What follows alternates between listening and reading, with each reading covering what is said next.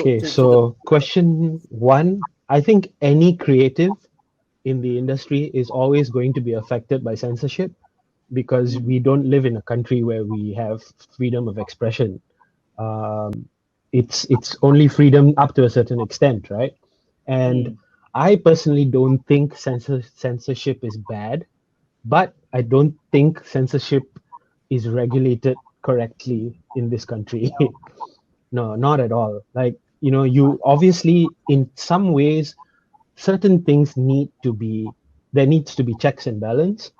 But in terms of art, I don't think censorship works at all because, somebody somewhere is always going to be hurt by what you say or what you do, even if you have the best of intentions, you know, like, And yeah, sorry.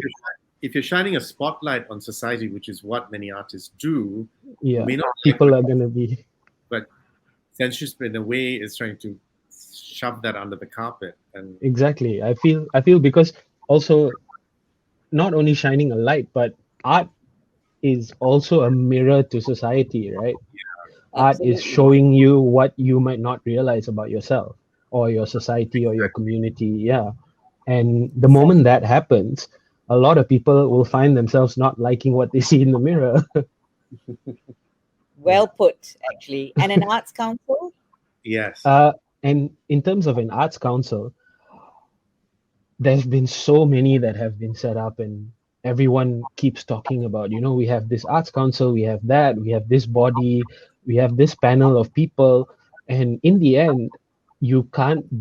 It feels that way. It feels as though like it's always going to be masked by the corruption or by being controlled by the government or things like that. So to truly have an arts council, it needs to be independent of the government. One, I feel personally, and two, I think it needs to have support. It needs a spotlight on it, an international spotlight on it.